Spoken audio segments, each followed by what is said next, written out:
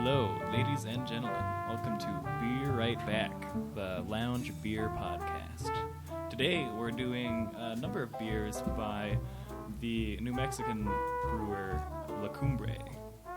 What do we have starting us off, Sean? We're starting off with the very creatively named Beer by La Cumbre. Stop it. This isn't a beer. I think this is a cider. I don't know. Well, I was in a beer kind of mood today. This is like a lager, possibly. I don't know what kind of lager, but it's a lager of some variety. It looks like a lager. It does. Very clear. Gentlemen. Cheers. Cheers.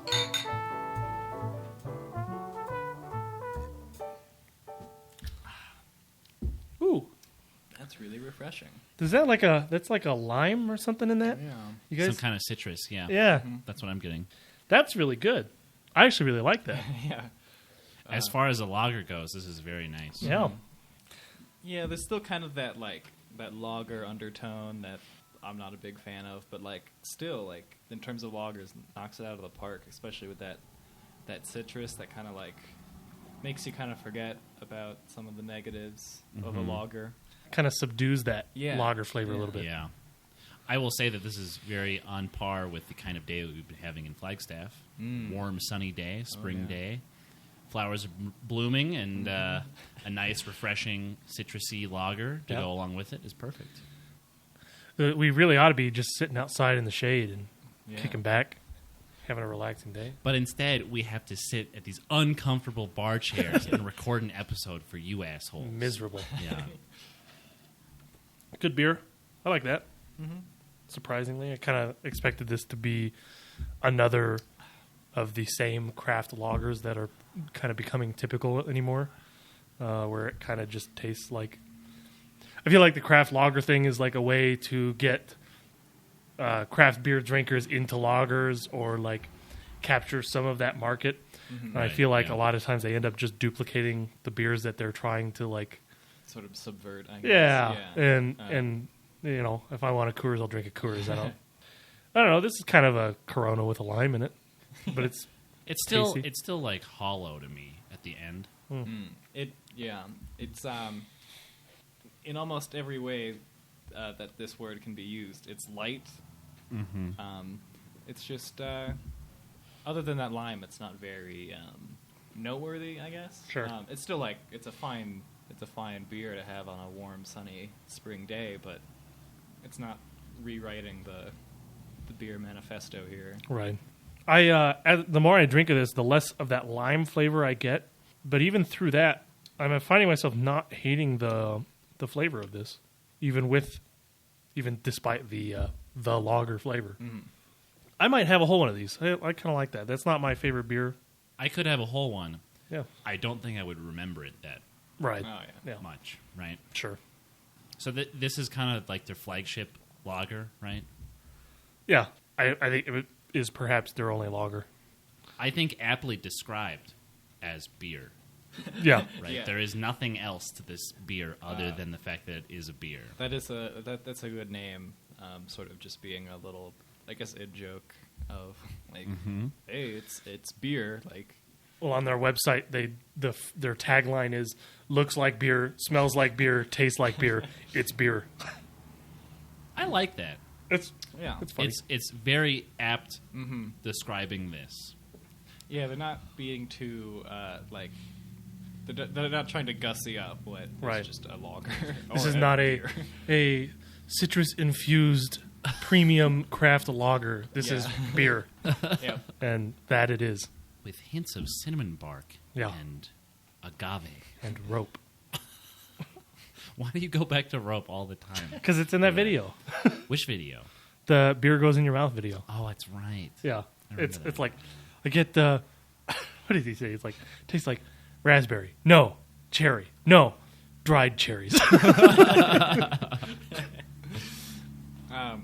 don't know why, but when you said rope, it really stuck with me. And this kind of does taste like rope. I wouldn't say that about most beer, but this does kind of taste ropey. I can't say I'm getting the rope, but Yeah, and, like, it's like a very like watered down rope. Yeah. Like, if you, Watered down if you rope. ringed a rope into Nice. my beer.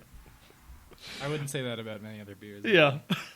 This would be good for like a river trip, Oh yeah. right? Like Out in the sun. like on the San Juan or the Colorado or something like that. This would be perfect. I kind of pounded that. Yeah, I think I drank half of it on the first sip, and then I realized, I better like slow down for the sake Reel it of back in a little bit. conversation. It's again, not to hit this too hard, but it's a lager, and I don't like lagers. But that went down really easy. That was yeah. oh, Thank you. note to the editor. You don't have to note it. I hear it. If you can hear note to the editor, you can hear the belching. That one's gonna stay in. There's always something in the episode that you specifically say, we're going to cut that out. And I'm always like, why would I cut that out? This is No, great. we're not.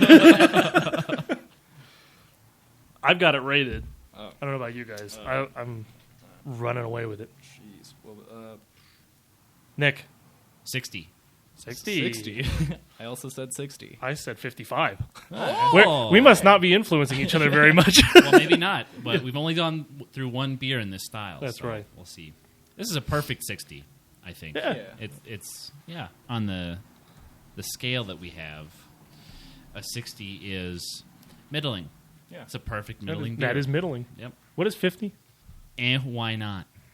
Okay. I'm happy with 55. right in the middle there. Yeah. This is, if I had my choice of lagers, this would be very high on that list. This is without a doubt the best lager that I can remember drinking. Mm-hmm. So Oh yeah. If I had to blind taste test like all the lagers I've had in my life, I could guess this one. Just because of that log. yeah. How cheap was that? Is that like a Pabst? Speed 29. Pricey. That's pricey. Wow. 16 ounce, though. I mean, PBR is 16, I guess. Yeah.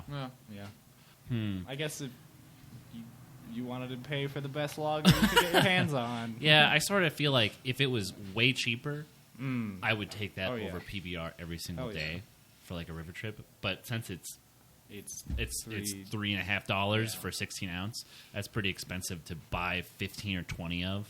Oh yeah, yeah. I guess in terms of situational criticism of a beer, this one's kind of not as recommendable. I guess just because like you wouldn't want to pay that much to have like you can get an easy drinking beer for a lot less. You probably it won't be as unique, but it's a beer. So. Yeah. I would rather drink that over a Pabst enough to pay that price difference. Oh, okay. I would happily pay that much. On to the next one. In the obliterated can, we have Ryeot IPA, a Burqueño ale. I don't know what that means. Pequeño is small. Burqueño. Oh. Burqueño. I don't know what that means. Maybe we'll know when we drink this beer. Also, Look at how this fucking Yeah. can opens. Oh, no. it's A little broken. the first class lever got broken. Failed and Now the second one turned can. into a zero-class lever. That can really has seen better days. Holy crap! I thought they just like kicked this one around, Yeah. but I looked at the other ones, and the other ones were worse than this Oh, one. So shit. I thought that was just like by consequence of being in the fridge for so long, but I guess you bought it like that. Typical New Mexican canning craftsmanship, right? I mean, it's not the vessel, it's the liquid. That's true. That's true. But until we have another beer from a New Mexican brewery, I will always associate. well, we New just Mexico. had a beer from a New Mexican brewery. Ryeot IPA. We're diving in.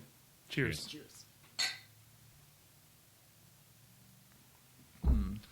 Get that rye flavor right off the bat. Oh, yeah. Good color. It's like a dark, like amber color. It's a good IPA. I like that. Yeah. Dare I say there's almost too much rye? I could agree with that. I'm pretty happy with it, but I like rye. Yeah, Sean, you're a big fan of. I'm a of rye guy. things. Yeah, you're a very rye guy. I find myself thinking that there might be a little bit too much too. Mm-hmm. If I ordered an IPA and I got this, I would like it, but I don't really consider it an IPA tasting IPA.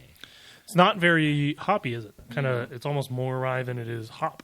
Kind of a rye pale ale or something. This one's a little conflicting for me, just because I don't know if... Well, they call it an IPA, and as an IPA goes, oh, this is pretty neat, but also, like, not what I was expecting at all. And if I was, like... I feel a little bamboozled, I guess. What's the IBU on this?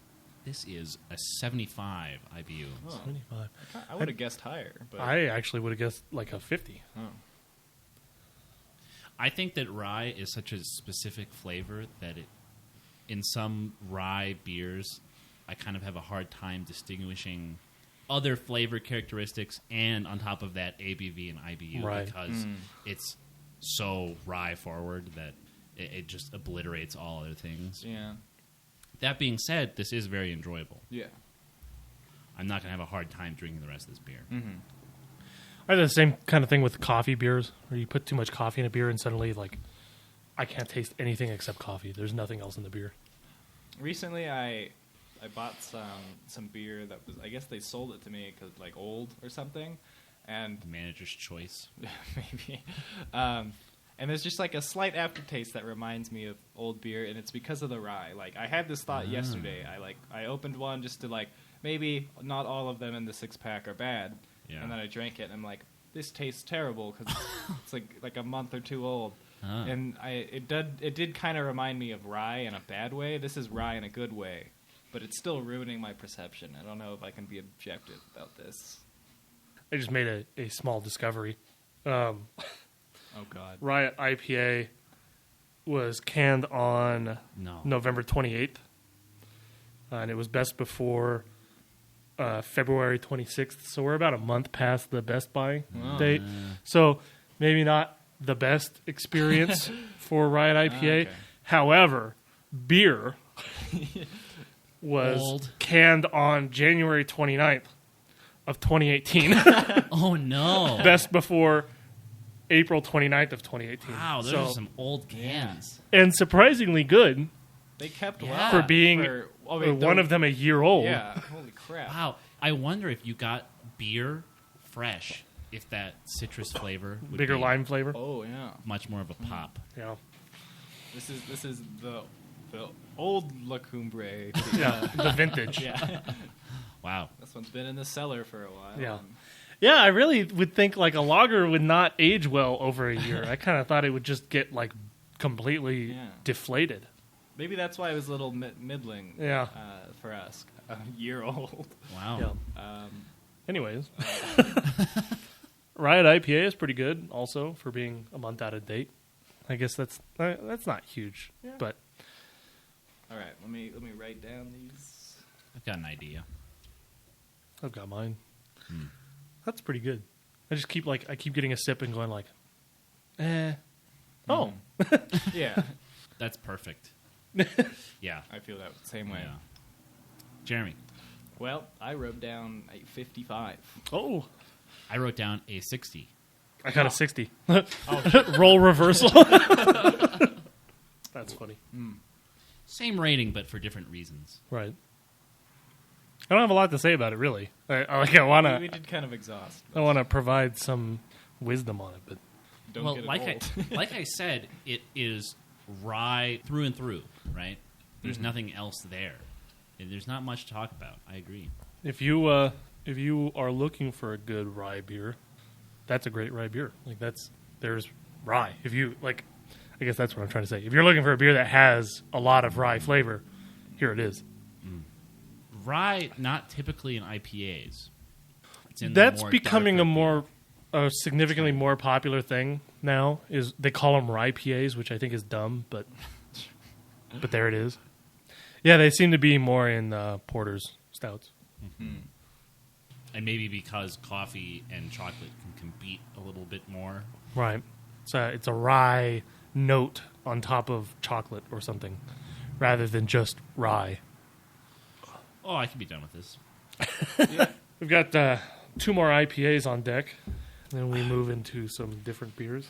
I wonder how much flavor is similar to like just rye bread, like a nice slice of Jewish rye. Like, I really hate rye bread. oh really? I really don't like how it tastes. Oh, I wow. want to. I've tried so many times to get like a good loaf of rye bread from various different bakeries. I'm like, I really want to enjoy it, but every time I taste it, it tastes like ass to me. Okay. I don't know why. Are you a big sourdough guy? I'm a big sourdough guy. I feel like that. Like, if you could get your hands on some quality sourdough, there's no point in doing rye bread. But also, I'm a big sucker for it. Like, rye bread in general. Yeah, just Yeah. like I like making like cold cut sandwiches with it. Mm-hmm. I like my toast to be rye bread. Yeah. I don't know. It's weird. It's like No. it combines like the benefits or the taste of like a wheat bread and a sourdough to me or something. I know. I want to like it so badly. Yeah. I'm like, I feel like I should like rye bread, and then it's Pastrami on rye? just, dude. It's I've like done match made in heaven. I know. I have done pastrami on rye. I have done sauerkraut and pastrami on rye. Right. I've given it all of the benefits, and still I just can't Can't enjoy do it. I can't do it. Next up, we're having some elevated IPA. The back says "Get elevated." Get elevated, we shall. I feel as though I am already elevated, though. Yeah, we are at what is it, 7,000 feet. Yeah. Pinky raised. I think our pellets are elevated. Indeed. Huh. You know that like big campaign that NAU did where it's like trying to let people know that you get drunk faster at higher elevations. Yeah, with the mascots, the squirrels. Yeah. The and creepy squirrels with Yeah. that have like the weird looking eyeballs. yeah, big no. Well, I remember it, so That's true. Must have done its job at some point. But I grew up here, so it's kind of par for the course. Anyway, let's drink a beer. Cheers.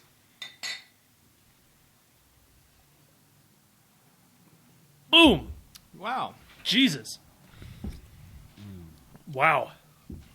That's hoppy. Yeah. A good change of pace. Yeah. Kind of a kick in the teeth after the last one. This is an IPA. That's got a kind of a peculiar aftertaste. There's something going on there. I don't know exactly what it is. I can't put my finger on what that is. Can you check the canning date on This this? this one luckily is only a week out of date. So Oh, okay. Okay. All right. Ooh. We're fine. yeah, that as soon as I tasted that aftertaste, I was like, is that supposed to be there? What are some words that you'd use to I'm describe? having a hell of a time trying to come up with Yeah. a descriptor for that. I keep like my brain is saying sour, but it doesn't taste. It's not sour Yeah, at all, yeah. and that doesn't make any sense. It's like what? I guess the closest thing I've tasted to that would be like grapefruit, but without most of the fruity bits of Just a the grape. rind. Yeah. Fine. IBU of 100 Big beer, on this one. Whoa. big IPA. This Okay. is like drinking an arrogant bastard. Well, that's a double IPA to a lot of breweries. Yeah. What's the alcohol? This is 7.2. That's deceptively high, I think. I get all of that 7.2. Oh, really? Okay. I was actually probably going to guess higher than that. I guess like for me, the hop. Kind of mutes it. Yeah, it's such like a kick to the teeth that you Yeah. kind of forget you're drinking something with alcohol in it. But Those cans are really good. oh yeah, these designs, especially the Get Elevated one. Take it away, Jeremy. I don't know. It's like it's got this kind of like what is that? Like a creamy beige, and then in the background, and then you've got like this really neat like that New Mexican symbol with like yellow and red with black outlines, and then some more like sun like wave patterns and green, and it's very colorful. It looks like it was made in New Mexico. Right. And then the beer, it kind of reminds me of a Modern Times one, except with that like I don't know, like the Cheers font, like from the bar sign, Yeah. in gold. Kind of, I am reminded of Stella Oh yeah, from that I that can see that. design. I like the cool like geometric thing going on the yeah. bottom half of it. Mm-hmm. It's kind of neat. It's just like dead space, Yeah, but it's like a meander that's like the on Greek vases. like that pattern. Yeah, That The repeating pattern. Mhm. Yeah. It's sort of doing that same thing. hexagonal meander. Yeah, This is excellent. yeah. This is a good IPA. I'm warming up to it the more I drink it. I was kind of unsure at first, but I'm kind of forgetting the like grapefruit thing or whatever, because it's just drinking an IPA and it's good. yeah. There's nothing extra. There's no other flavors. It's Yeah. not like, wow, there's a lot of pineapple, or there's a lot of. It's all hop all day. Yeah. There's a time and a place for beers with a big, like adjunct flavor, but then there's also a time and a place for an IPA with no fucking with it. Just leave it alone. Make an IPA. Yeah.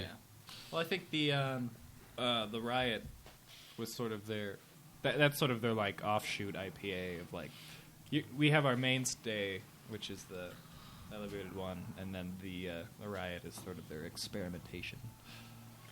But there's another IPA coming up, so One more. It's a seasonal. okay. Ooh, high hopes. Elevated. I've seen Elevated all over the place. I think Yeah. that's like one of their big beers. So far, what I would say about La Cumbre is that they're really cut and dry. I really don't have anything to say about any of these beers other than, yeah, they're okay. Like, it's a rye flavor, it's a lager flavor, it's a strong IPA flavor. Like, none of it is super outlandish. Yeah. None of it's bad, but I do you know. somewhat appreciate the we're not gonna beat around the bush here. Mm. Hmm. We're just gonna brew a beer, and we're not gonna put some poetry on the back about like ropes and moss and Man, I love Lagunitas, but their prose that they put on their 6-packs is sometimes like eye-rollingly pretentious. yeah. And I feel like, I don't know if it's like satire or something, but it just feels, I get halfway through reading it and I'm like, okay, I'm just going to drink the beer now. I'm not even going to finish reading that. If it's satire, it's bad satire because you It's can't even indistinguishable. Really tell. Yeah. It's either really bad or really, really good. Yeah. And I don't have a strong enough But I feel like intuition to know. I feel like for it to be good satire, you should be able to recognize it as satire. yeah, Right. yeah. maybe La Cumbre on the building where they brew the beer. There's a plaque that just says "brewer" on it. no, like subtext, third subtitle there. Just Brewer. we make beer. Brewer. I have a number written down. I have a number written down. Oh shit! Well, Do I have a number written down? I do have a number written down. Oh, that's what you're doing on your phone. Yeah. I have a Nice. number in mind, so I'm gonna go first. Okay. Okay. I'm gonna give it a 65. 65. 65! Whoa! Oh my god! Wow. We're good at this. Here we are. Yeah. Or bad. Maybe we should be farther apart. To keep it as objective as possible, we all drink these at different times of the day and then converge. You have to share drink notes. 12 of these over the course of a week in like all these different scenarios. And God. Yeah, is it actually bad that we all rate the same thing? Because nobody wants to listen to a podcast that is run by three Everyone people, agrees. but everybody says the exact same yeah. thing. Come on, Sean, where's your negative Nancy spirit? 12. I give it a score of 7,000. Yeah. Fight me. There was I don't know where this was, but like there was this satire of this news like sports journalism or something, and it was called like the Agreement Corner, and it was like a bunch of guys trying to cut each other off, but they're like, hold on, let me just agree with you there for a second, Paul. Like that's what this is right now. Maybe we should go back to our previous pattern Yeah. of allowing each other to affect one another. Yeah. This is getting too eerie, too close, man. Okay, let's go like another beer in, and if it's just like all 70s or something, then there's a problem. Yeah. Oh boy, I should have had something to eat. Oh yeah, We need to bring snacks in. yeah. Where's the bar peanuts? Yeah, like a fruit roll up. They're at the store. Go buy some. Damn. was like 4 o'clock scary. on a Sunday. You get your own fucking snacks. Yeah, we're too relaxed here, man. This The is- weather is too nice. We really need like a really horrible environment. To Yeah, we record need these a episodes. stressor. Right. To like bring out the angst in us. Yeah. Right now we're it's too happy. Everything. Yeah, Oh, right. this beer's fine. That's good. Yeah, it's okay. By the way, this can This is Way this is different. Jeremy's can. Holy shit! Yeah, this this is they have switched it up. This is a that's new a design. way different art style. It's sort of a I don't even know what Yeah. to call it. It's like the vintage Yeah. This is like on the travel Altimeter poster? IPA. Oh yeah, by the like way. a travel poster from like the '60s or something. Yeah. It's just got a plane on it, and it's kind of that painterly, not painterly, but like airbrush sort of like. vibe. Correct me if I'm wrong. Art Deco is that style of like? I thought Art Do I, Deco. do I was- not know what I'm was, talking about? I have no idea. To Okay. be honest. I thought Art Deco was like a purely like architectural aesthetic or something. Maybe. I but, don't fucking know. We've talked about this before, but the NASA posters about like Right. visiting Oh, Mars yeah. or Venus, that's what that looks like. yeah, Right. Yeah. very true. Have you guys seen Hangar 24? No. Their beers. They're out of Temecula, California.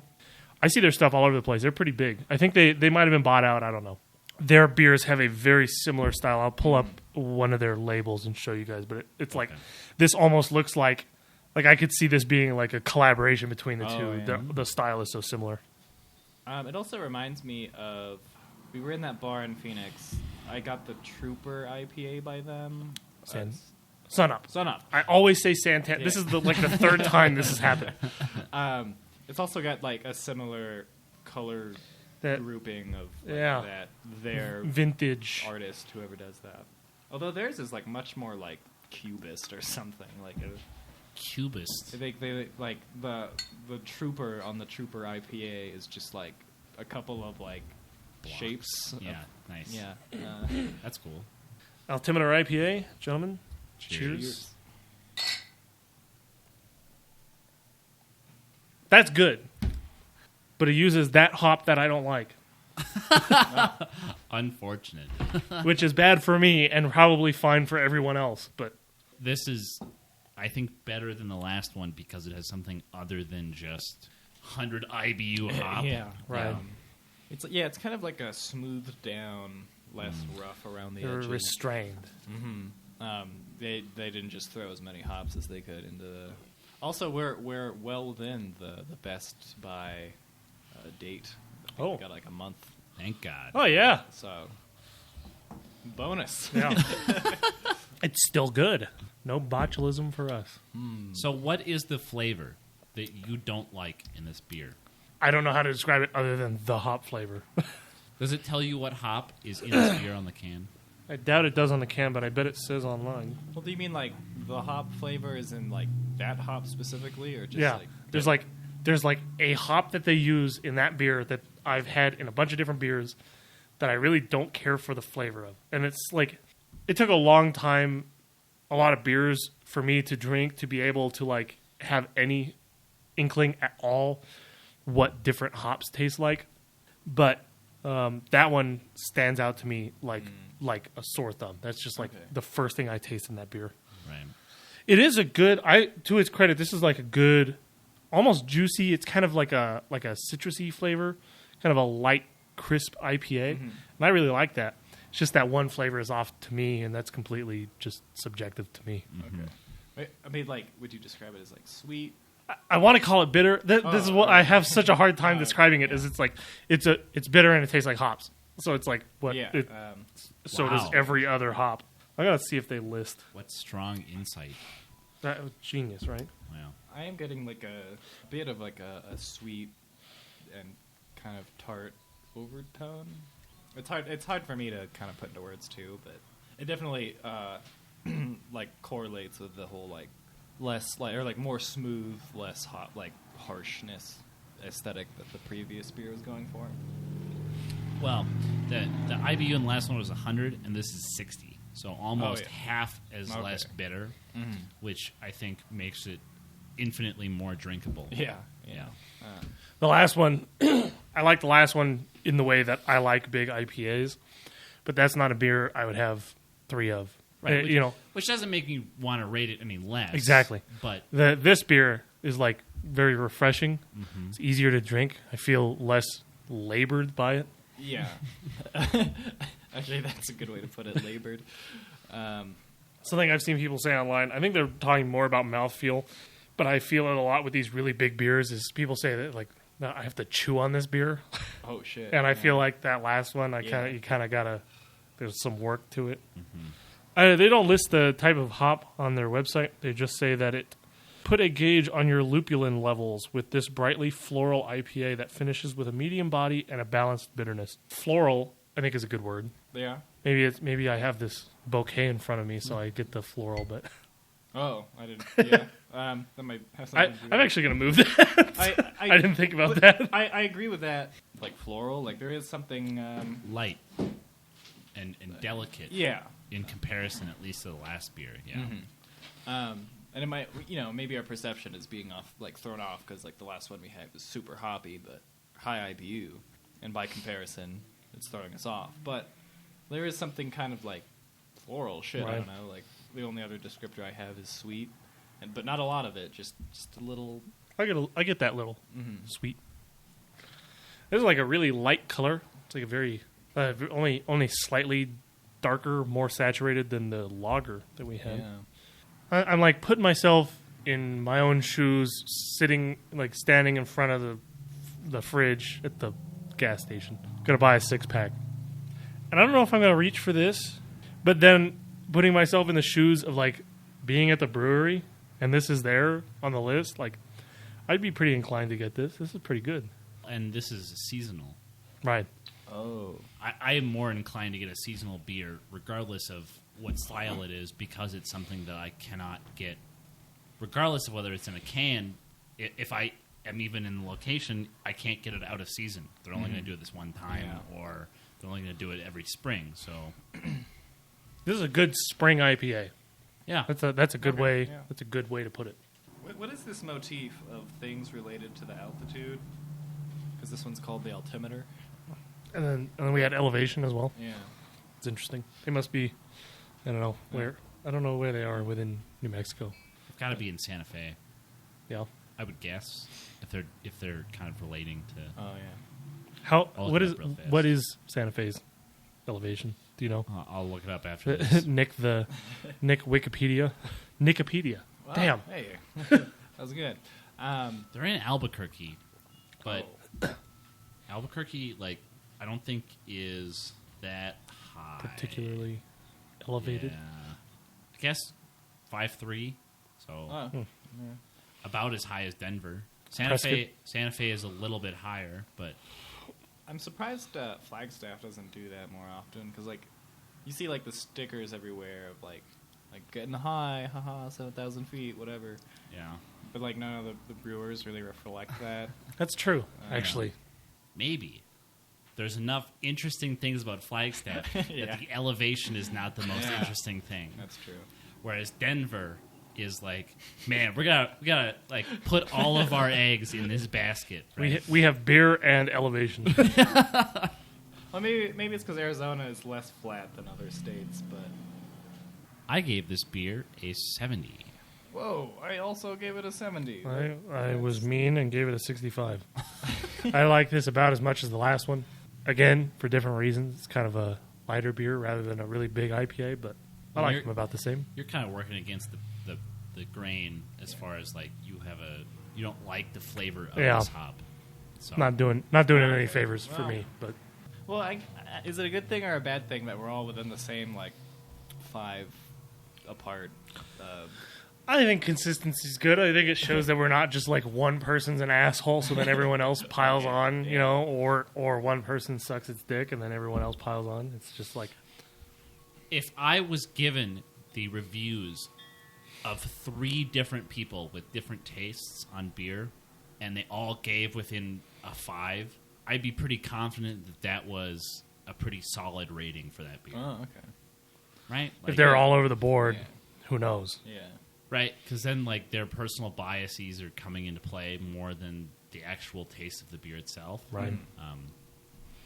But if we're all kind of in the same ballpark, then I think we're doing it justice. Ryan, Okay. not being unfairly critical or uncritical. This Miller Lite is a 90. Wow. First time today, I'm the last one to finish here. I'm pulling up first every time. I think it's just bartending makes you drink faster. We got a nice little break on this next one. We're going to have a little refreshing change of pace after Jeremy's done with his allergies. It's the floral thing in the beer. It's making me react. What is it with... Do you know the whole thing with, like, oh, I have allergies, so I need to get, like, local honey to, like, help my allergies? I've heard that, and I've never found any, like, grounds for that to be a thing. Like, Yeah. it's, It makes sense, but I don't really know if it's just Yeah. sort of a I mean, hippie maybe... thing. Yeah, I kind of categorized it in my mind as a hippie thing, but maybe it's like... Because allergies are like your... What is it? Your like antibodies, like reacting. Yeah. To the, so maybe like in aerosol form, like pollen is kind of like shitty for you in that way. But if you ingest it, then it's like your body gets used to it better. I don't know. I've never known if that would be like effective. I feel like I've tried it before. Maybe I just have a shitty nose, but it didn't really seem to help. Yeah.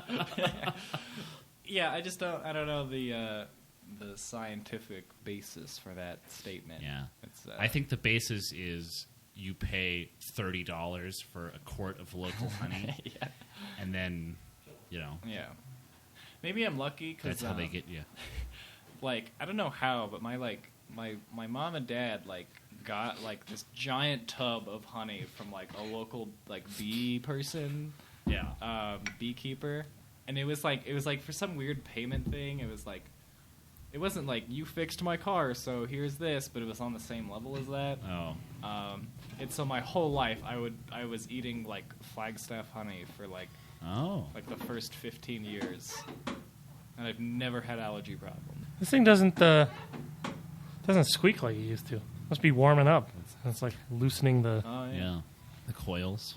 Isn't it fun, Sean, to come back in from washing glasses and be thrust into this brand new conversation about a tub of honey? It really is. I'm like, what are they talking about now? But like, I guess the takeaway is that this thing was huge. It was like gallons upon honey. It was, and so like we finally like emptied it out because we weren't like avid honey eaters. We just whenever, but it took 15 years to get rid of all this honey. That's a lot of honey, man. Yeah. I mean, to be fair, I don't think many people go through honey that quickly. Oh yeah. Except like Adam, yeah. Honey's kind of like a half a teaspoon at a time, isn't it? Yeah. We have next up is a Slice of Hefen, which is their Hefeweizen. Hefeweizen? This is that German breakfast beer, right? It is. Oh, okay. Science time. Okay. So hefs get a lot of their flavor from their yeast, and you can see mine. You see these like Oh yeah, there's like some really cloudy bits in it. And that's all yeast. Wow. And so some beers, the yeast is not important, and there's just stuff at the bottom of the can, and you don't really want it in your drink. Yeah. But hefs, you want it because that gives it a really big hef flavor. Mm-hmm. So this can tells you you're supposed to pour most of it, swirl the last little bit in the can to get all the stuff out, and then pour it in. Oh. So mine got quite a bit, and then I tried to exhume as much as I could out of the can for your guys'. Right. Hopefully I did it justice, gentlemen. Cheers. That's a good hef. Oh yeah. Oh, wow. Man. That's a fantastic hef. That's probably the best take on a hef I've had. Sort of like the lager. I don't typically like German varieties of beer. Weedy, yeasty beers. Yeah, they're not really my thing, except for hefs. Hefs, I love this like banana custardy flavor that hefs bring to the table, and this does an excellent job of that's like thrust in the forefront, really strong, really drinkable, excellent. I really like That's this fantastic. beer. Yeah. I first beer that I ever like really got into was like ambers and browns and stuff like that. That was like my main squeeze for a while when I was first getting into beer. Followed shortly by wheat beers and especially Hefeweizens. That's all I got. If I ever went to a bar, if I went to a brewer, that was what I was looking for. And I kind of got annoyed by it. I fell away from that, and now I kind of shy away from weedy Hefeweizen. Hefeweizen. Oh, it's so good. This is great. Yeah, this is excellent. perfect for this weather. Just hanging out. Shit, yeah. Jesus. This is you mentioned banana, and that was usually. Oh, yeah. I've had some Hefeweizens, and it's just like too much weedy, kind of probably yeasty, too. But like this really goes all in on like the kind of, I guess, like floral on the subject sort of taste that these kind of spec into or specialize in. Yeah. That was a very RPG. Sorry. I wasn't going to say it. People usually use banana or clove to describe hefs. I never get clove. Always For me, banana. it's banana, Yeah. like a huge banana flavor. Kevin has said he's Cloves. never had banana flavor in a beer. Like I've given him hefs, Really? and he said he doesn't get it. You should give him this one. Yeah, because that's all. That tastes like the Yeah. banana pudding at the lumberyard. Mm. It's just such a big Oh, it's banana so flavor. good. Such like a. That's so refreshing. That's like a really good sitting out on the porch beer. This is one of, if not the best hef I've ever had. Yeah. Yeah. Like they do a really good yeah. job of that. I loved Lumberyards. Fitting that I'm drinking this out of a Lumberyard glass. But Lumberyard's hef was like, to this day, if they have it, they don't make it as often. It was like a mainstay of their tap list. But they, for now, like recently, it's been on and off where they do an American wheat ale. And every time I ask the bartender if they have the hef, they go, no, but we have the wheat ale. And I want to be like, no, it's not the same thing. But whenever they have the hef, that's what I get because I love their hef, and this is really, I think this is kind of blowing it out of the water. Actually, Similarly, Ricky Cricket does a pretty good hef. I like theirs. I wasn't as impressed, but I do like theirs. To be honest, theirs was the one that kind of turned me off of Hefeweizens. Really? I don't know. There was something about it that just kind of like I've had some before, and like those are pretty good. But because I guess it's because I went to the Cricket a lot. But like having that like often just kind of turned me off. I think it was the too much weedy flavor that I don't know. But this like kind of blows it out of the water. This is excellent. Yeah. This is the best beer by La Cumbre so far by a wide margin, I think. Definitely. Have you had either of you had Weinstefaner? This is No. like German. It's a German brewery, but they export to the U.S. The only place I've found it in Flagstaff is at the wine bar, the Terroir. Oh, Wait, is that next to Hops on Bird? It's like upstairs of. it's the Wine Loft. Yeah, it was the Line Waft. The Yeah. Line Waft. The Line Waft. The Line Waft. Now it's like Flag Terroir or something. That's one of the only places I've ever found Weinstefaner. And it's fantastic. Sierra Nevada did a collab with Weinstefaner, which was cool because it's like one of the really big American brewers and one of the really big German brewers doing a collab. And it was really good. It was like I don't remember what style of beer it was, but it was like some kind of lighter, weedier. I think it was like a pale ale or something. It was great. I really liked it. And that was one of the first. That and their hef was like the only two of their beers I've ever had. But this is in competition with them, which I think says a lot, being not German. I will say a detracting note from this is that this has like no head. Really? That's true. Were mine and Nick's the one you swirled? They were. But I think mine actually got the most yeast. Oh. And if you swirl it, you get that head comes back. Maybe not. Yeah, I don't know. I still have a pretty good score for this one. I Ready? gave it a what was it's 73. Give it a 75. They gave it a 77. So a 75 it is. 75. You can't you imagine having this with breakfast? Like, Yeah. you see what they're talking about. When you first told me, like what was it, like 4 months ago, that it was like, oh yeah, the Germans drink beer for breakfast. I was like, no way. Yeah. But this is definitely one of those that. This is like orange juice. This is like pretty much. Yeah. It's so good. I don't want to hit the breakfast thing too hard, but like you imagine having this with like salty bacon and eggs. Yeah. And this would like be like the perfect like cut. Damn, you're making me hungry, Sean. I've got breakfast beers on the list. Oh. That's in our future. Okay. Yeah. Do we have bacon on the list? Bacon beers. Just dip the bacon into the beer. Yeah. Do any of you know any Germans? Just Kevin. But his family he's like first generation. Oh, whoa. American. Extremely German. Yeah. Wow. Yeah. Okay. He goes to Germany to visit like his grandma. Wow. I think he described being semi disappointed by German beer just because it's a lot of lagers. Oh. A lot of yeah. especially around that one city that's really big and known for their beer that I should know the name of. What the fuck is it? I think I used to know That this. German city I that had makes beers. I had a friend who went there and Yeah. he told me all about it, and now I'm just blanking. That sucks. Maybe they do the sort of like lager, kind of like light colored beer, just because they drink so much of it. Is that too much? Possibly, Is that and overgeneralization? this city is known for their water. There's like really particular yeah. minerals in really particular quantities in their soil, so their water has this really clean, really good flavor to it, which allows them to make really good lagers. So that's I'll talk all the shit in the world about lagers, but that is not it. That is Weinstefan, which is where Weinstefaner is from. Yeah.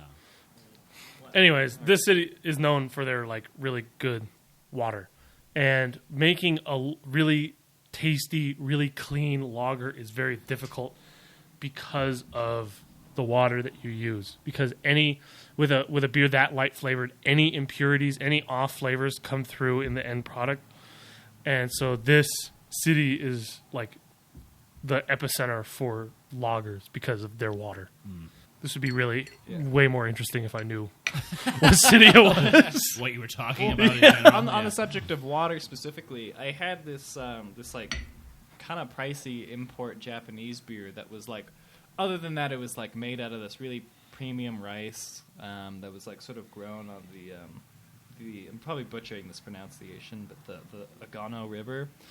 It was made from like A, that rice, and B, like the water from that river, and like this is historically a river known for its sort of like really pricey quality rice production, and this has similar taste to it, and I think it has to do with sort of that mineral, Yeah, composition or something. I was thinking of Munich. Oh, Munich. Munich is huge for their beer, for their lagers specifically. Yeah, there's sort of like the Japanese beer, like too much rice in it, but like it had that under flavor of whatever weird mineral thing, and that's kind of going on in here too. Right. I don't know if it's this isn't from Germany, but German style beer. yeah. The interpretation of German beer and Germany online, at least in the U.S., is that they have great beer, but they rest on their laurels too heavily. They don't innovate enough. Yeah. And that a lot of, I don't want to say Western breweries, but they like the fact that like the U.S. has had this burgeoning craft beer community has created a lot of development and offshoots, right? You got all these different styles of beer. You got a lot of active experimentation, and Germany has sort of just been the same the entire time. And whether that is good or not is another discussion, but that's the interpretation of it online, is that they just sort of are who they are, and they don't really care about making new kinds of beer. It's probably because Europe has just like been sedentary for so long. Like like America as a nation has only been around for like 200 years plus a couple more years. What is it? 1776. And so I think like there's more emphasis on just like this is what we know. Tradition. Tradition. While in America it's sort of like you're almost expected to be more individualist in your beer crafting, because otherwise it's just I could have a Bud Light. I think there is like this kind of rebel spirit in Americans where we want to like push the boundary and do bigger, more extreme things. I feel like in Europe the attitude is more like, we're going to make the best lager. Like, my dad made lagers, I'm going to make a lager too, and I'm going to make it the best lager in Germany. Not, I'm going to make the biggest lager in Germany, or I'm going to make an IPA or something, but tradition. Moving on, our next beer, La Cumbre Malpais Stout. Oh. Looking like a nice beer. Nice dark twist after our IPAs and hefs. And our lager. Last beer of the 6-pack. This, the hef, and elevated IPA, I think, are their 3 really big beers. Really common ones. Well, we'll see if they live up to that, huh? That's right. Gentlemen. Cheers. Cheers. Oh. I like that a lot. I don't know why this term came to my head first. It's a really user-friendly stout. It's not like trying to go too hard on the whole like this tastes like it was pulled out of like a coal mine in the Appalachian Mountains, like no. Chewing on coffee beans or something. It's still very stouty, but it's not like hard to get into. Right. I got a big. This is I think the first time I've smelled a metallic scent. Oh. It smells metallic to me, and then there is a definite aftertaste of that metallic flavor. But not in a bad way, like the right. Obsidian Stout from Deschutes. Exactly. It kind of almost complements it. It Yeah. kind of fits.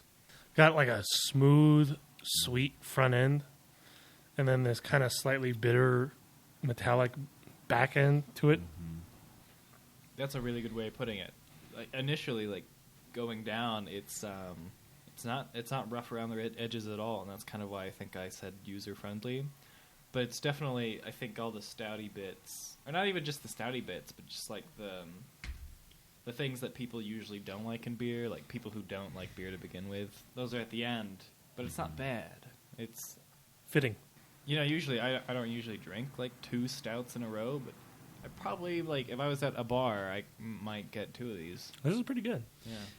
So we've gone back to the example of the Sam Smith. Oatmeal stout. Right. If I drank 2 of those, I would be bored. Sure. Yeah. And if I had most other stouts, 2 of them, it would be too much. Worn out by the end of it. This I could have 2 of, and it would be fine. Mm-hmm. It's like a very drinkable and long-lasting beer. And interesting. There's more to it than just the like one thing. It's not abrasive yet complex. As I've said, I'm kind of more into like milk stouts. I like sweeter, chocolatey kind of stouts. And this is not that. This is I don't know how to describe it other than a regular stout. It's just a stout. They pull this off better than most other plain stouts that I've had.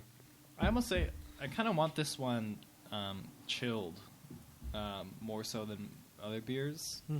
Because it's kind of like, I guess because it's warm today. Yeah, this kind of needs to be colder. Stout is not really a warm spring day kind of beer. You're kind of looking for the last one, the hef. So I hope that's not like throwing this off too much. But I still I enjoy this one thoroughly. Mm-hmm. I think it's good on La Cumbre to be able to make beer, the beer, right. and then also this. And everything in between. And our lowest rating was a 55, and that was on the lager that we don't like, and then one on the IPA. But like pretty consistent across a broad spectrum of beers. The only other brewery that does that so far as well in the podcast is Evil Twin, as far as breadth of good beers go. Right. Yeah. Consistency across styles. Yeah. Seems like a lot of breweries do IPAs really well, and then the rest not so good. Which is fine. Yeah. There's nothing wrong with that, but it's awesome when a brewery can make everything really well. I mean, we haven't. What was it? 75. We gave the top mark. The Slice of Hefen. the Cumbre kind of, for me, is throughout the course of this podcast has kind of turned out to be like a craft brew for the everyman, if that makes sense. Sure. They're just not, there's no like, like stick up the ass like artistry of thing. They're just like making good. No pinky raised. Yeah. Just beer. Good craft beer. And yeah. I don't know. Really, I totally agree. When you do something original, you risk either doing it really poorly and having it turn out really shittily, or it ends up being great. La Cumbre is like the dead middle. And that's not a bad thing. Yeah, all of their beers are very, like, you go to La Cumbre, it seems like, and you know what you're getting. Mm-hmm. They are very consistent across everything. There can be ups and downs, but they're like straight across the board. I've got my rating. As do I. I have one in my mind, so Shoot. I'd give this one a straight 70. 70. Wow. 3 70s. Oh my god.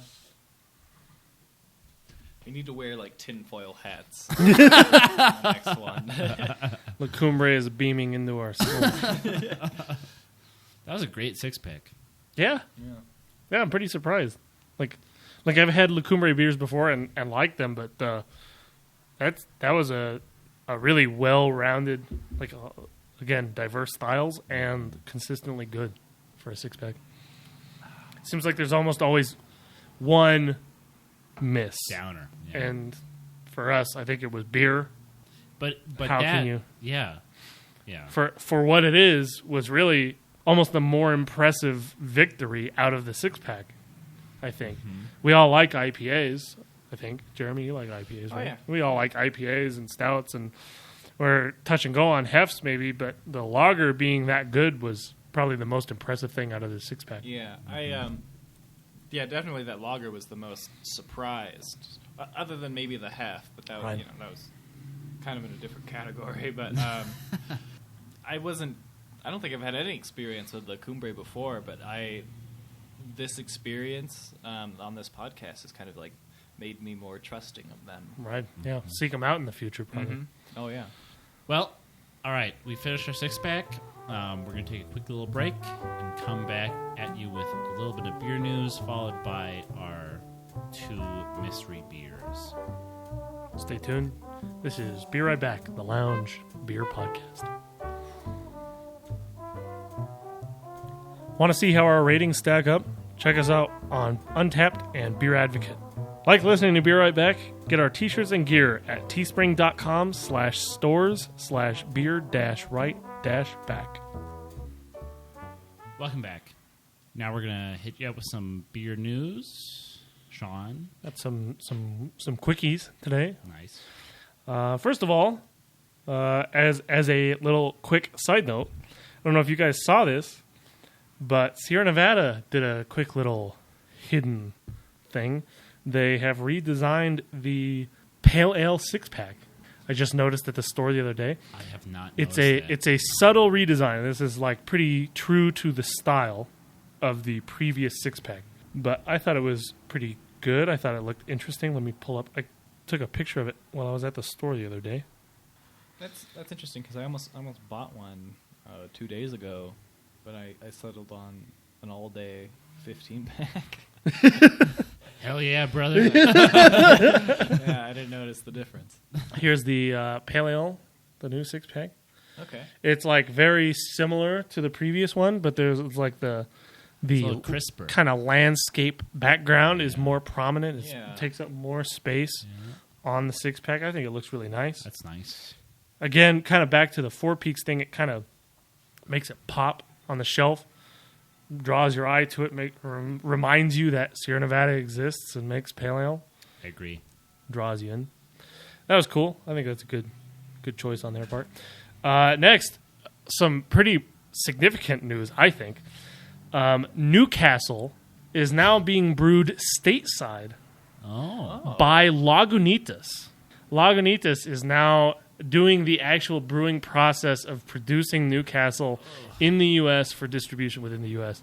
Because they're using like different water and different grain and stuff, People are saying to expect a slightly different flavor. I don't know if it'll be any better. Thank God. Yeah. The worst beer that I've ever had was a Newcastle.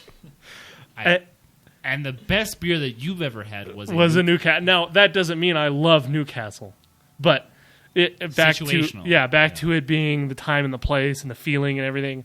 Yeah. Best beer I ever had. It was so relaxing, such a good beer, and I've had it since and cannot stand it. But in that moment, that was the best beer I ever had. That's a nostalgic beer for me, and I haven't gone back to it in years. But don't.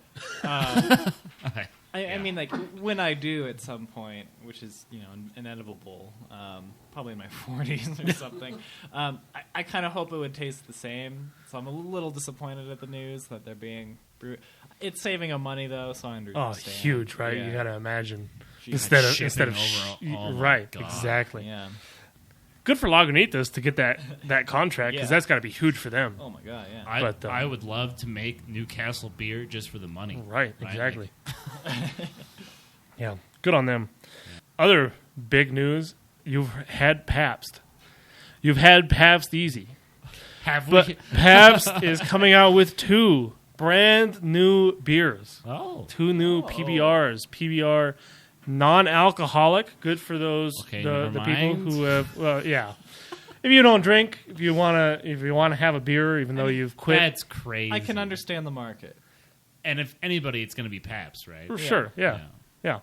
Good for them, I think. I'm glad that it's them of all companies to be doing a non-alcoholic beer rather than like the obscure ones. Yeah, right, Duels. exactly.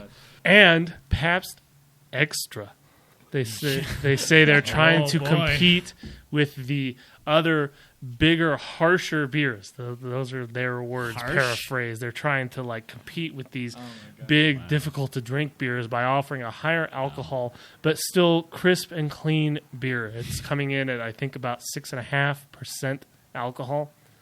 So they're trying to edge into this market.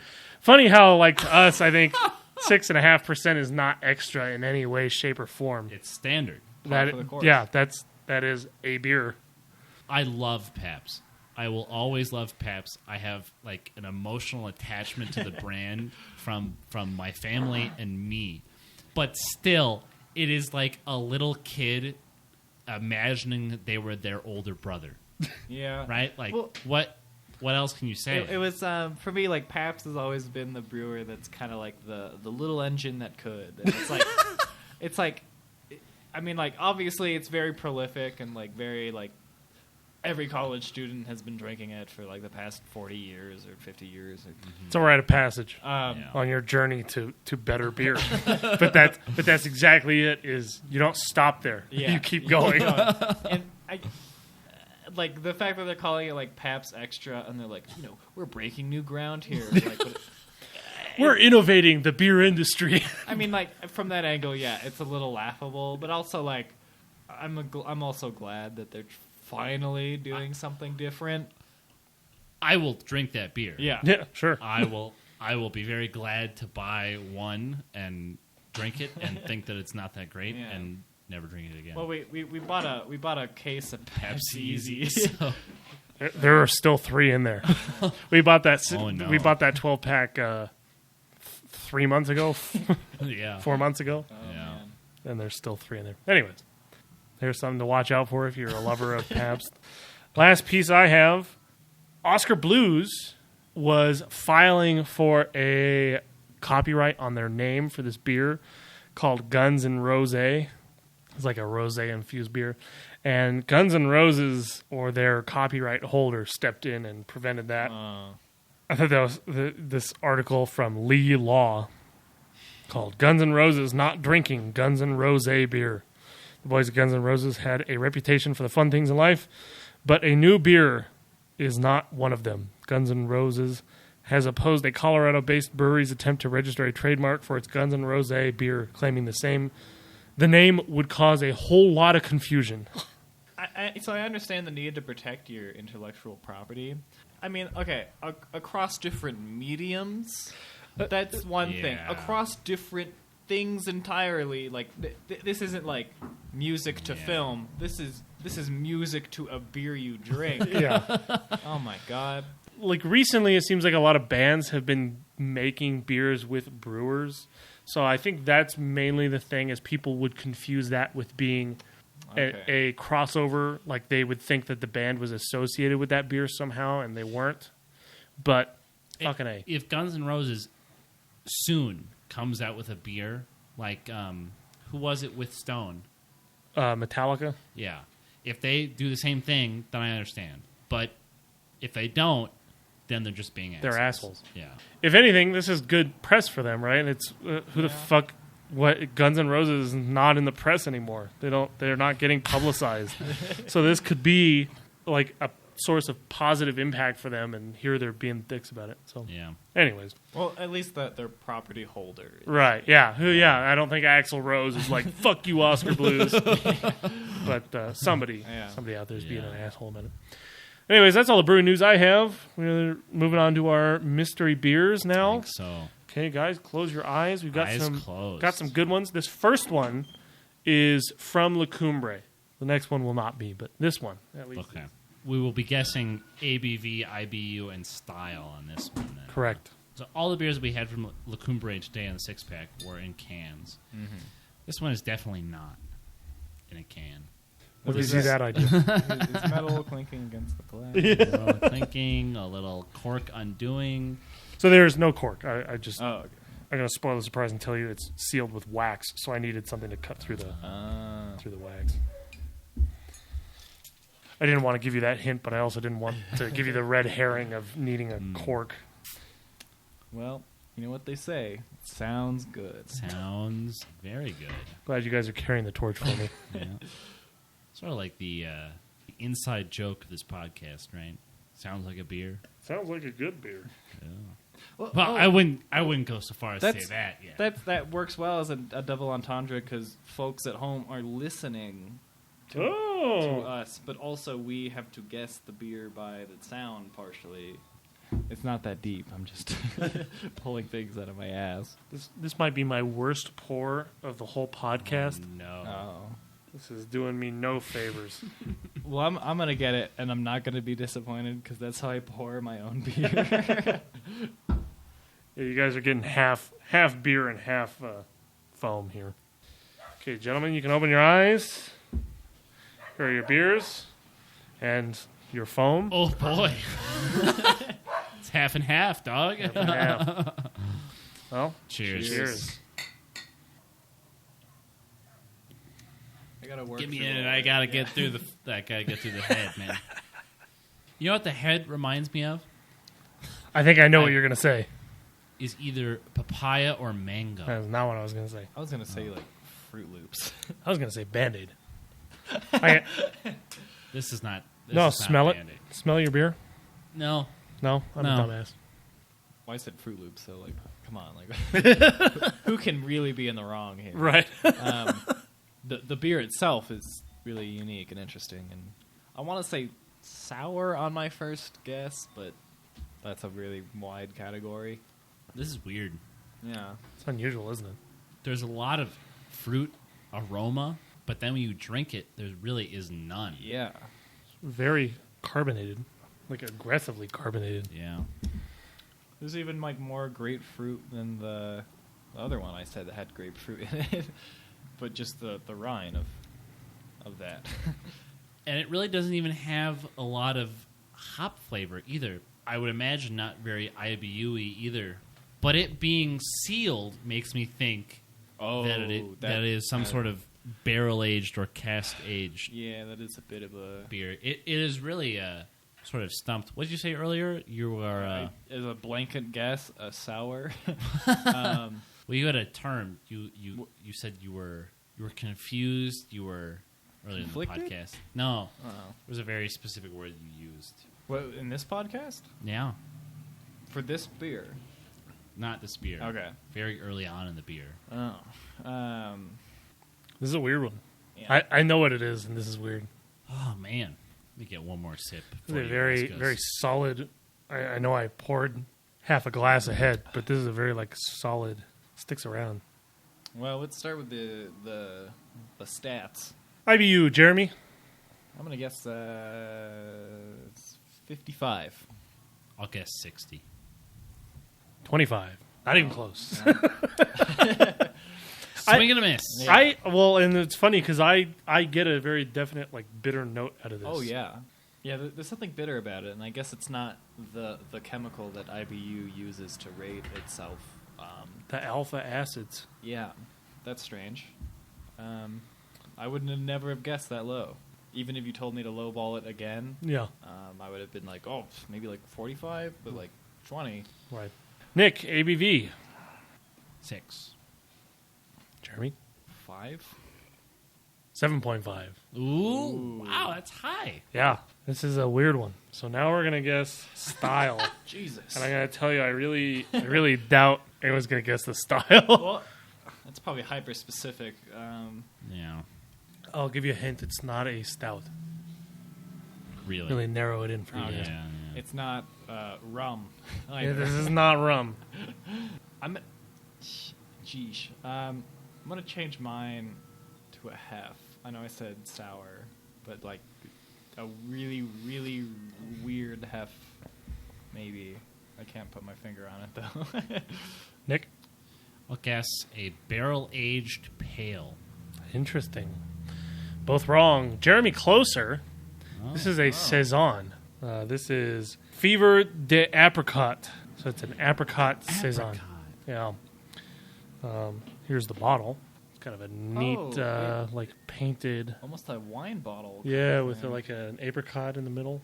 Wow, that's a weird design. Yeah, it's kind of crazy. Yeah, kind of psychedelic actually. Yeah. We got some more in there if you guys want, but we're all kind of going pretty slow, and Oh, we got yeah. one more mystery beer after this. That's what I smell. I maintain Band-Aid in the I in maintain the nose. not but Band-Aid. That's fine. No. That's a good beer. So, are we at 0-0? It's 0-0. I sure hope you guys do better in the next round. I would like to leave this episode with a net gain of points. But as far as mystery beers go, that's really unique, and That was a weird one. that's an And we've oddball. never had a saison on the podcast, so I kind of thought that would be a little. What is saison? It is another weedy style beer. I don't know what makes it different from anything else, Okay. but there is a saison flavor, just like there's a lager flavor. Okay. There is a particular flavor that I associate with saisons that I don't really get in this. So I never would have guessed that for this beer Oh. because I don't get the flavor. Anyways, maybe you would if you had more. If I was big on saisons, Yeah. maybe I would have guessed that. It's kind of a weird style, and I'm hit or miss on that flavor. Sometimes I like it, and sometimes I don't. But Well, it's also just super obscure. Like, how many people do you know who could name a saison off the top of their head? I love this flavor. I love an apricot beer. Mhm. I think it sticks around way too long. it's got a big aftertaste, doesn't it? Yeah. It's like I don't want to take another sip because it's just like still with me. Like, what's the point? Funny, I think that bitter note that I was talking about earlier is more in the aftertaste than it is in the beer itself. Because when I take a drink, I don't really get bitter. But now it's been 30 seconds, a minute since I've taken my last drink, and the back of my tongue I get this like really bitter flavor, which I think is almost kind of good in that it tastes like I ate an apricot, and that flavor is still in my mouth, and it's kind of, I don't know, I imagine that is like an oxidizing apricot. I don't know. What the fuck am I talking about? I don't think that like fruit in general leaves a really strong aftertaste, Right. and the fact that this does makes me think that, Something else in the beer, maybe? for my uncultured palate, I kind of agree with the like too much apricot thing, but also like it's in a wine bottle, for Christ's sake. Like, I expect it to be weird, so Yeah. I forgive it. I've been holding on to this for a long time. This has been in my fridge for really. several months. I don't see a bottling date. I've had that for a long time. I've had that for 6 months. It's aged. Yeah, really. Well, but the wax seal kind of makes you feel like it's meant, or it could be, Right. Yeah. right? It's meant to be kept for a long period of time. I've So- definitely had like old beer before, and this doesn't have any of the like Doesn't taste stale. Yeah, it is pretty much fresh to me. And I really did think like this would only get better with age. Just being kind of a weird saison. Mm-hmm. If you had to rate it, do we need to write them down? Sean? I give it a 60. I was gonna give it a 67. I was going to give it a 65. 65, 64 it is? Sure. Yeah. Whoa, there's actually a lot of Particulate. particulate at the bottom of my glass here. Yeah, you got the bottom, didn't you? I guess none of us really got the bottom. There's still 5 Probably ounces, left. 6 ounces in the bottle. I think I'm done with mine. Kind of want to save my... It's kind of harsh for an Sandy. apricot flavor. Well, it's a big... That's like all over your mouth. I think staying true to both more saisons. It's kind of a... I think of it as kind of like a... Not aggressive flavor. It's kind of a weedy, like a... It's not phenolic, but it's like yeasty flavor, right? And it's kind of it is all over the place. I have a very particular flavor when it comes to apricots in mind. When I was very young, I went to Capitol Reef National Park in Utah, and they have these groves of apricot trees. And I must have spent like 2 or 3 hours just like picking apricots Oh, and eating them. wow. I feel like this is just like way too strong. It's like a fleeting flavor. It's not like pineapple. It's not Yeah. like it sticks in your mouth. It's not like super acidic or strong. It's far more delicate. I don't feel like this is delicate. As far as like fruits go, I think apricots are kind of like, I don't know, like like desaturated in taste. Like there isn't like, for me, like apricots don't like punch you in the face like no. pineapple does Yeah. or something like that. But this really just goes all in. Like, Yeah. you know, like if the brewing style of this beer had pineapple in it, it would be unbearable. So Right. the fact that they're using apricots is almost a saving grace. But also, it's so interesting that I can't help but give it a high score. Unlikely to have a beer like this again. Mm-hmm. On to our next and final mystery beer. This is not La Cumbre. I was trying to find an 8th La Cumbre beer, and unfortunately could not. So I just got this random beer that looked super tasty. So I hope you guys like it. Okay. Close your eyes. It's suppose. inside in the refrigerator, so I'll be right back. Here's your hint. Oh.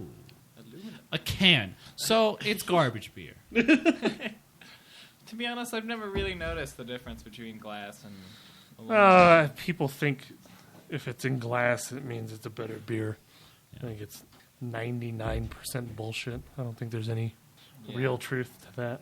I think it comes from sort of a vineyard mentality of you glass wine always. So if your beer is in a glass, it's better somehow. Okay, here you go, gentlemen. Here are your beers. It's red. Yeah, definitely. Cheers. Cheers.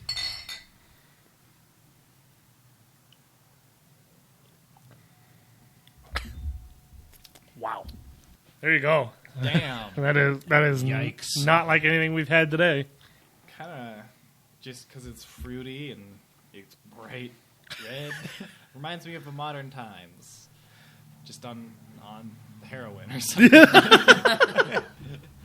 Yeah, it sort of reminds me of a cider more Yeah. than it does a beer. Oh, yeah. It's definitely on that end of the spectrum. Mm-hmm. I saw this beer and I was like, man, if this is for elderberry, I'll be really excited. Bad news. It was not. You know what this reminds me of is the brand Hawaiian Sun and like their series of like fruit juices in cans. Oh, wow. Yeah. Got like passion fruit guava juice. That's what this reminds me of. Wow. With like a little bit of grape in it. Yeah. Yeah. It's more juicy than anything else. Definitely juicy. I don't have any parallels to draw here. Modern Times could do this if they like just really wanted to make a fruity beer. That's a weird one, isn't it? You know, kind of punch in the face with the whole sour angle, though, right? I've had more sour beers Oh, than this. What are we guessing, Sean? I gotta find it first. But let's do ABV. I'll defer to you. 4%. Nick? I'll guess 4.5. It is 6%. You don't get that at all, do you? Wow. Yeah, that No. hides it pretty well. I do not have IBU on this beer. I imagine, as I think you guys do, it's pretty fucking close to 0. Yeah. I would have said like 10 or something. We're gonna... here's the thing. I'm gonna tell you, you do not know the brewery. Oh. Okay, so what are we going to guess? I'm thinking, like, do you want to guess, like, what are the dominant flavors in this beer? What did they add to this? Oh, the things that they advertise on the can. Fuck me. You're gonna get maybe one of them. I will guess guava. It's an excellent guess. Raspberry? Another excellent guess. It is a raspberry Oh! creme brulee sour ale brewed with lactose, raspberries, and vanilla. This is from Omnipollo Brewery in Sweden. Sweden. This is a Swedish beer. Can I see the can? Yeah, it's a fucking crazy can. Look at this shit. It's Holy like shit. radical, Oh my like God. 80s style. Yeah. That looks like most ski suits from the 80s. Oh my god. Yeah, that's a pretty crazy. I've never seen that Can. before. That's a pretty good beer. I like that. That's Yeah. this is a sour beer Yeah. for me. This is like the maximum sour I would really enjoy. How the fuck did you find this? This is just a Majestic. I just grabbed it. Really? Yeah, it was insane. I was like, I've never seen that before. And then I saw raspberry creme brulee with lactose and vanilla, and I was like, Hell yeah. man, like, I get no creme brulee at all. I can't even see the vanilla in it. I get a little vanilla, I can see raspberry. That's big raspberry, Yeah. like raspberry puree, and I get vanilla, and then that's it. So that's good. I think that's pretty tasty. If you had to rate it, Yikes. I guess a 73. No, yeah, I'd bump it out to a 75. Maybe I'm a sucker for sours now. 65. 60. Oh. Well, now I'm the asshole, right? No, So really- I'm the asshole. Okay. So really, La Cumbre is like the cream of the crop because we were all rating La Cumbre beers within like 5 points. Yeah. This Here one's we get out of La conflicted. Cumbre and suddenly we're like all over the board. Yeah. That's a part of me wants to say that there's like kind of this like I don't know, hype train for like yeah, fruity sour beers, but then maybe it's also just me. That's just kind of like I hate mixed drinks that are sweet, like I can't stand them. But if you give me a beer that's sweet, then I'm like fuck yeah, like Right. Yeah. I don't know. Maybe that's why I rated it high, but That's funny. whatever. I enjoyed That's a this. pretty good beer. I like that for a sour. Yeah. Right? Eh. What would you do to improve that beer, Nick? I feel like it's overly sweet. Mm. And I think sweet clashes with sour, and I think that it ends up canceling each other out. I don't want to go back to the well, but I feel like E is for elderberry had a very strong, like, earthy, nutty note Oh yeah. that kind of paired with the sour very well. And I feel like the vanilla that they're trying to get across in this is like, Nullifying some of the sour. yeah, like, and then it just ends up being this like weird sweet That's vanilla raspberry beer that it's fine. I would drink it again, but it doesn't. It's not anything special because of that. Yeah, it's almost too soft drink like. Okay. Oh yeah, I might as well Definitely. not be drinking Yeah. a beer if I'm Yeah. drinking this. Uh-huh. Yeah, it's too sweet is a very apt descriptor, even though I liked it so much. It's like a vanilla Coke. Well, I like this in a very much, like creamsicle way, where I feel like in the same way that like tart orange and sweet vanilla go well together. I think the vanilla in this goes well with the tart raspberry. I feel like I actually really like that combination. There it is. There it is. Thank you for joining us. Next week, Hazy IPA week. We're going to have 6 hazy IPAs from various brewers around the nation. Go grab a 6-pack of whatever hazy IPAs you can find.